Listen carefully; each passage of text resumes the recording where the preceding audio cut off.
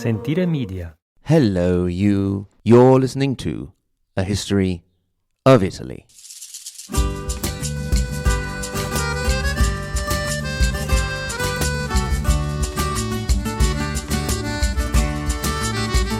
Episode 136.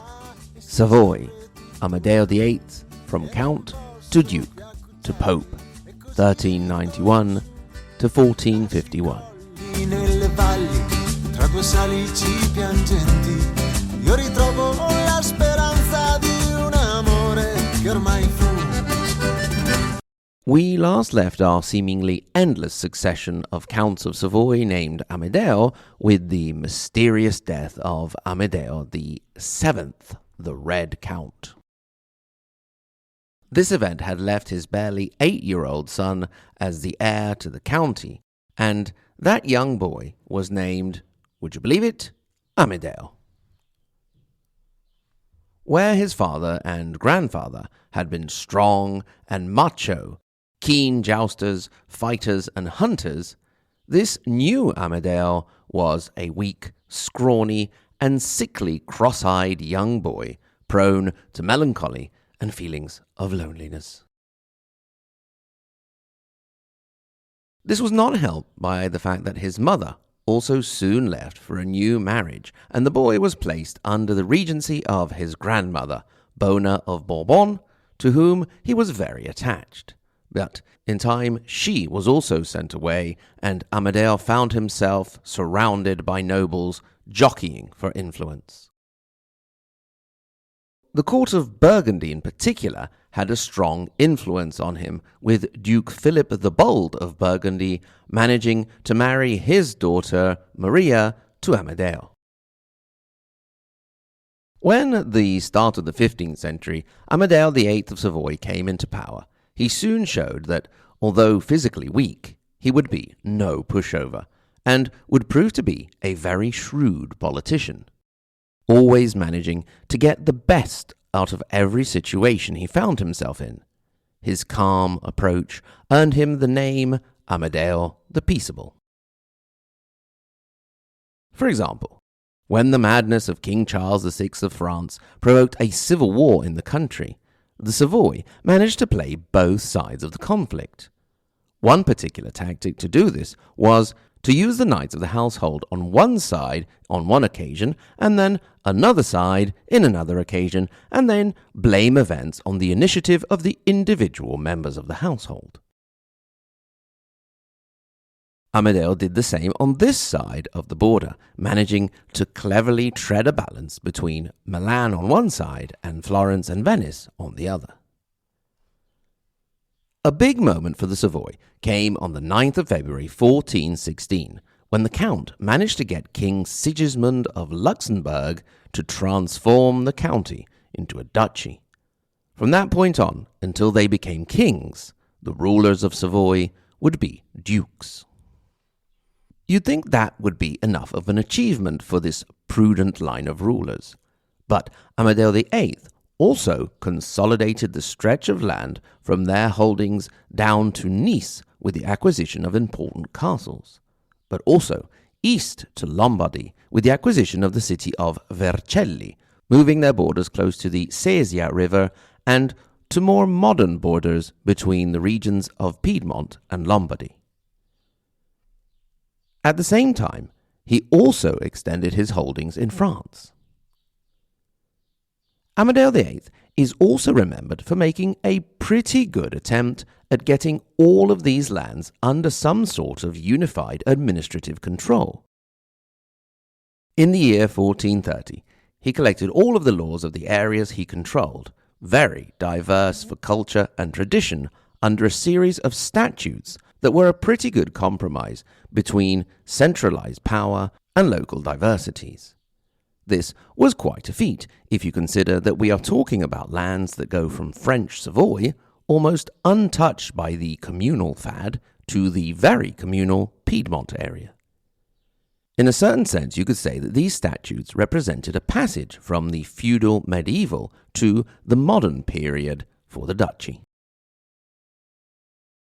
At the top of the admin pile was a council directly around the Duke himself, known as the Consilium cum Domino Residens, which had general executive, legislative, and judicial power over the duchy. Then there were lower councils called Consilium Camerlenci Residens, first only in Chambéry and then in Turin. Finally, they were the Castellania in local areas, with differing kinds of representation and varying power according to the varying geographical realities. Alongside these bodies, there were the hotels of the Duke and his single family members, organizations responsible for taking care of their daily needs. Throw in a financial and administrative reform as well as the political one, and you had a nice little package for Duke Amedeo of Savoy. He had extended his holdings, consolidated them, been made a duke, sorted out the organization of his duchy. Now, I imagine you long-term, dear listeners are expecting me to say something like, what could possibly go wrong? Well, in this case, I don't need to say it because in 1434, at the height of his power and prestige, Amedeo VIII decided he had had enough. It was time for this peace and quiet-loving, attention-avoiding duke to have a well-deserved rest. He left his son, Ludovico, Louis, as lieutenant and headed off to the monastery of Ripale, near Thonon-des-Bagnes in modern-day France. One would imagine at this point that he lived out his days in silent, peaceful contemplation, and why not the occasional little prayer? Not at all. He continued to govern the duchy from the monastery. After all, he had brought most of his closest friends and magnates with him. Also, the monastic life he lived was, well, not quite so monastic, with loads of banquets taking place, wine flowing in, and a considerable number of ladies. Basically, you could say that Duke Amedeo and his mates set up a giant man cave for themselves. So, now maybe you can say, okay, so you just wanted to tell us about the man cave. Then he lived out his life partying. Well, no, not really. What happened in the next phase of the Duke's life was quite surprising, although his critics would have claimed that it was no surprise to Amedeo, although it seems rather a long shot that he had planned everything. To set this up, we need to head back for a sec to the Council of Constance, the same one which resolved the Great Western Schism in 1418.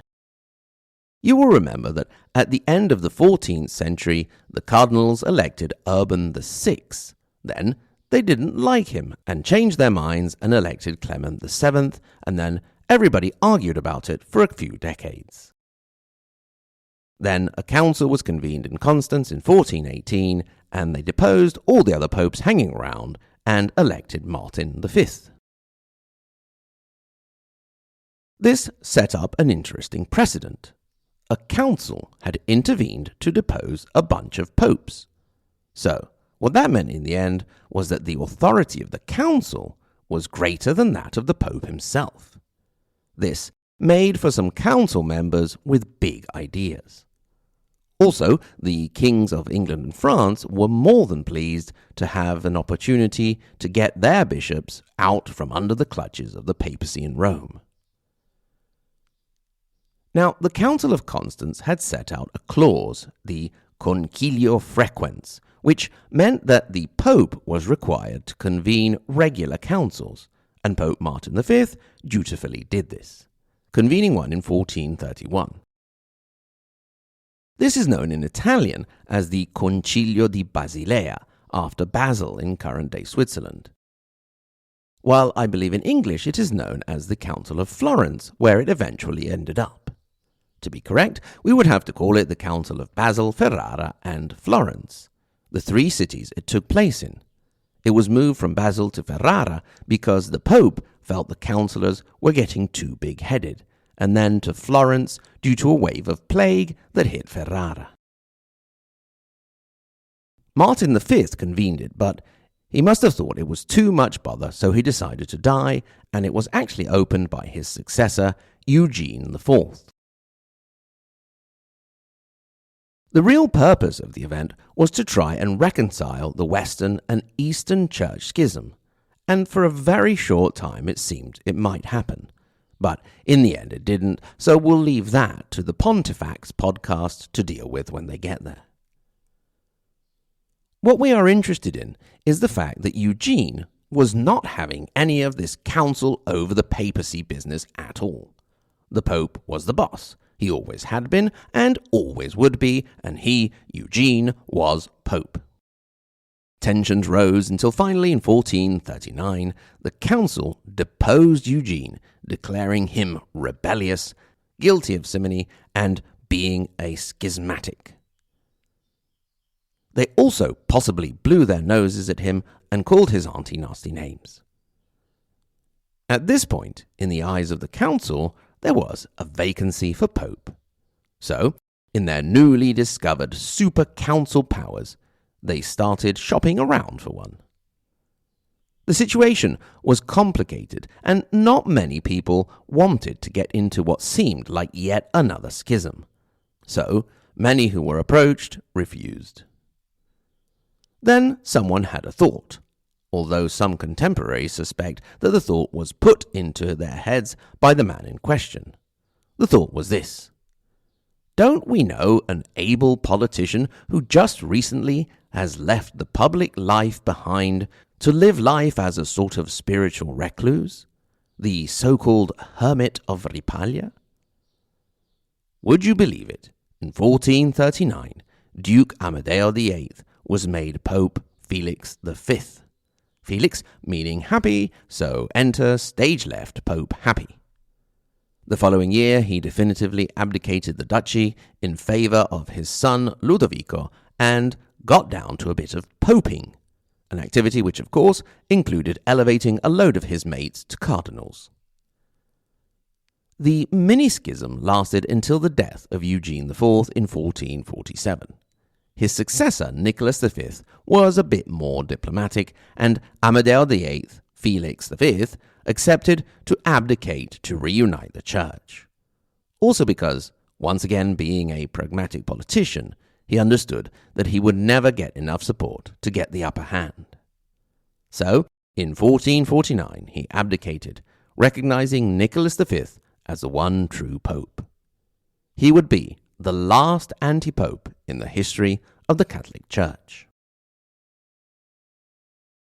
Having bowed out graciously, he was showered with honors and was allowed to keep all of the privileges he had acquired, as well as his men keeping the positions they had acquired. In apparent defeat, a political masterstroke. He continued to enjoy his prestige and counsel his son the Duke until his peaceful death in 1451 at the age of 67.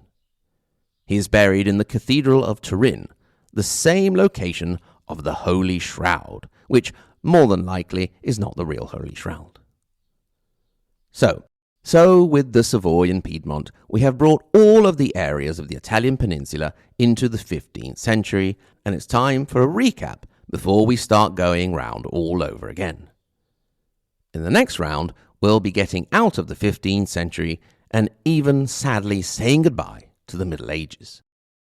We'll also turn our attention to include some other areas that are about to get a bit more interesting, such as Trentino and, why not, the Republic of San Marino.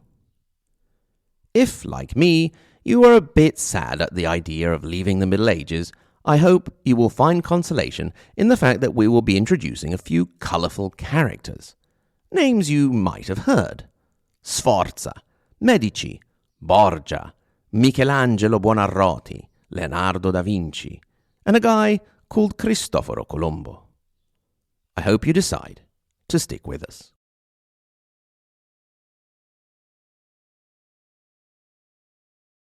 Thank you very, very much for listening. Grazie. Thanks in particular to my lovely Patreon supporters: starting with the first half of the Margherita Hack and Galileo Galilei level. Alison H., Amanda D., Anthony G., Bill S., Brian J., Carrie W., C. Lane, Cindy M., Dean V., Dominique T., Emily B., Federica R., Francisco A., Gabriel S., Greg, Gunnar, Ignazio, Il Valentino, Jane J., Jeff M., Jeff S., Jeffrey W., lovely collection of Jeffs there, Jesse and Shari, Joseph S., and Juan Diego. Let's not forget the Tippy Talk Maria Montessori and Dante Alighieri level. Paolo, Lisa K., Andrew M., Peter W. Peter, if you haven't had the opportunity, I've put out a thank you video for you, as I have been doing with the top donors: Kevin O., David L., Renat, David C., Oak, JW, and Sen. Remember, if you are so inclined, you can get in touch. hello@ahistoryofitaly.com. At the same URL, you can click through to the support page and become a Patreon supporter, or go over directly to patreon.com/ahistoryofitaly and join to have access to extra content as well as ad-free episodes. I would also like to welcome the newest members of our Patreon family: Dale S., David F., Owen M., and welcome back to Mark L. I would also like to take the opportunity to thank Danimal303 and what I believe is to be read as Lame for their lovely reviews. I'm not sure what effect reviews have on visibility and all that, but it definitely makes me feel all warm and tingly inside, so go ahead and do that if you have the time, and I thank you very much. Once again, thank you very much for listening, and until next time, arrivederci.